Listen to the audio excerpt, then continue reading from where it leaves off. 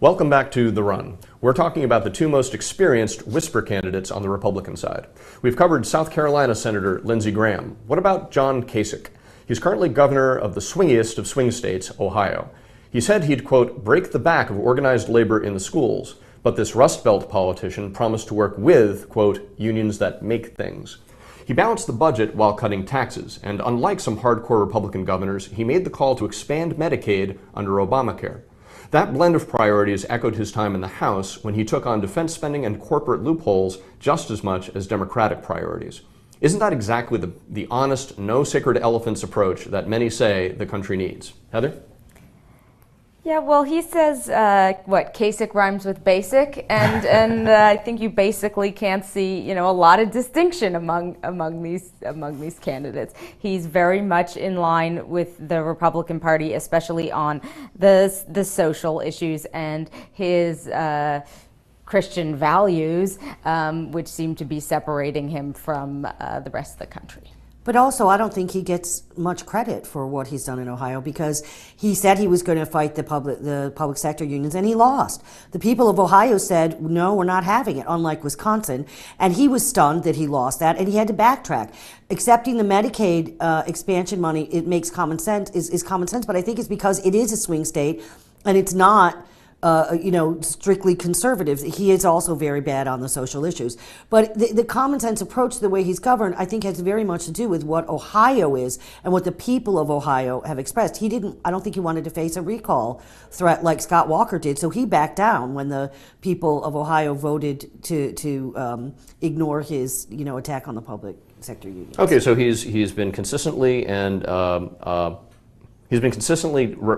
conservative enough for you to hate him on the social issues, and consistently pragmatic enough, as all governors claim to be, to actually get down to the business of governing when that's in a party. It sounds like you're a perfect guy. I just hate him for the next 8 years. I think the pragmatism of being in Ohio, that he had to be, or he would have lost. He was not going to be reelected if he had really tried to continue to fight against the will of the people. That's going to hurt him with the primary electorate on the right. Todd, I know you've got some things to say about John Kasich of Ohio. Used to think he was swell.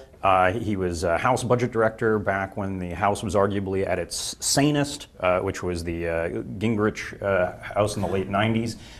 They almost sounded libertarian in their desire to cut budgets and deregulate. And managed to work with President Clinton to make the budget balance. Exactly. Since then, as governor, he has cut taxes, reined in budgets, and boosted jobs by something like 300,000, which is a pretty good track record. On the other hand, I don't consider him reliable, as is often the case with these politicians. You get these glimpses of just how unprincipled they are, and in Kasich's case, that comes when he suddenly does a 180 and defends Obamacare and Medicaid expansion by saying it's unchristian if you disagree with these things. For years, he goes around talking like a free marketeer, and then you're unchristian if you oppose him and Obama. You can't believe in free markets and Christ? You certainly can, and apparently he thinks Jesus is always on his side policy-wise. So while he's advocating free markets, long history of that. God wants lower taxes. He's only supporting the Medicaid expansion. He has actually said that he would keep the Medicaid expansion and get rid of the rest of Obamacare, which of course makes no sense. And But he expanded Obamacare in Ohio. Yes, but he has That's said one of the reasons why some of the Tea Party Republicans right. don't like him. But he has said if it were up to him, he has expanded Medicaid.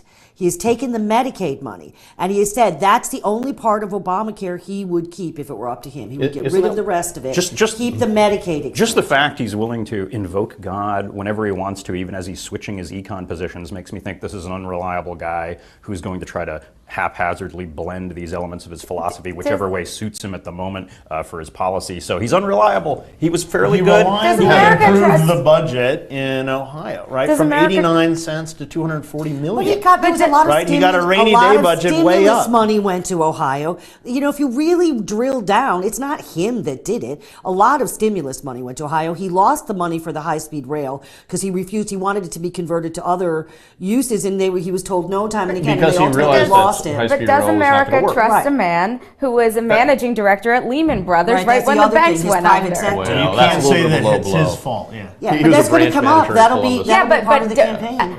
If I believe that is one thing, does America trust him? Can they throw that at him? Absolutely, you can throw that at him. He's got a great record primary. in 1997 on the balanced budget deal. Okay, that eclipses any problems from Lehman. He wasn't responsible for it. I will say, in the 30-second soundbite world, it doesn't. You could attack him with that, and that's a winning attack. I will say anyone who prevents high-speed rail projects from happening is probably a somewhat decent guy, and if he campaigned just on that, I might support him more. Just as actually, if I were Lindsey Graham, I would defend Gitmo. By the way, it gets a bad rap, especially from some of my fellow libertarians. But there are only like 140 people left in there, and we know who they are, and they're horrible. And when we release them, they go back to the battlefield. Many of the people left there have been cleared of any crime.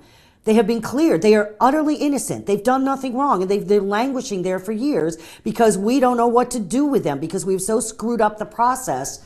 Well, Kasich didn't put them there, though, but he did forgo $350 million in high-speed rail infrastructure that he thought did not make any sense for Ohio. Isn't that just a man sticking to his principles and saying, I'm fiscally conservative, this is not the kind of infrastructure investment my state needs, you can keep your money?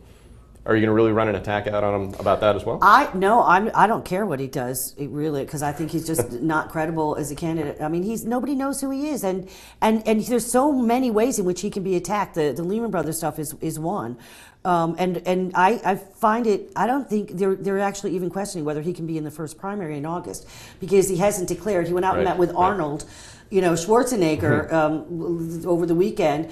And apparently it's, if he can raise the money, he said he would declare. And so this is the question now. The Republican committee that looks at the primary schedule and stuff. So if he can't get in the first primary, it'll be an interesting question. Well, that's a real possibility, and we'll find out soon enough. But you say we don't know who he is. We know he's consistently conservative on social issues. We know he's consistently willing to cancel projects that cost money that the nation doesn't know who he is. He's not a household name, right? Okay. He's really a largely unknown person across the country. Being known in the Midwest helps. Yeah. It's a pretty big swing state. But Heather, you had a point. I'm sorry.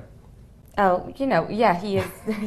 Sorry, he is known in the Midwest, and America likes an executive. I don't think, they have argued their way that, it's okay, I don't know about foreign policy, I'll be able to figure out, I have common sense about foreign policy. It's worked in elections in the past. They believe that, they like a governor. So I wouldn't be surprised if some of these governors emerge. And he's got the gubernatorial experience on the back of great depth in policymaking and lawmaking experience. There's nobody else in the field who's quite like that. Yes, if we were in a sane world, he would make an excellent Republican candidate. He has no real foreign policy But we're not in a sane world anymore when it comes policy. to the Republican primaries. That's true. Do you think that he can get away with picking somebody who's stronger on foreign policy for the general? That would be smart. Yeah. That would be smart. Okay. One last question about John Kasich is his record on entitlement reform. He's for it, and he's put forward to his peril, and it did not go through, of course, a restriction on Medicare benefits to beneficiaries making more than $75,000 a year. Is that the kind of thing that will, do you think, hurt him? Do you think help him? Where do we stand on this? Well, I think if he becomes an active candidate and we're really drilling down into what he does, yes, he'll be attacked on that, easily attacked on that. You don't think the country is ready for entitlement reform any more now than we were? First of all, 20, they're not 30, They're not entitlements. They're social insurance programs. $75,000 a year is not very much at all. And people who are on Medicare actually still have to pay for it, and they're paying for supplemental insurance because they have cut back the benefits over the years. So I don't think anybody's ready to tackle that. Okay, we've got room for one more response. Anybody on the right or the center? The Gen Xers and millennials have never believed that Social Security and Medicare will still be there and still be stable. UFOs are more likely when they get old. Exactly. So you can definitely sell all of those voters on the idea of restricting entitlement payments or reforming them. So this is the older candidate who can actually bring in the younger demographic. The elderly are always terrified to see these things reformed on their watch. Younger people are open to the idea. I disagree. The Gen Xers and the millennials, they don't believe it'll be around, but they want it to be around. They desire it to be around. They're panicking about what they're going to do. Those that think about it, they're panicking about how they're going to pay off their student loans. They don't know how they're going to make it to retirement age and retire. We're going to work till we're dead, and then we're going to have doctor-assisted suicide. I mean, that's what a lot of the millennials think. Well, you're not going to pay off the college loans with Social Security in any case. Old candidates, but young they're not going to candidates. save money to retire.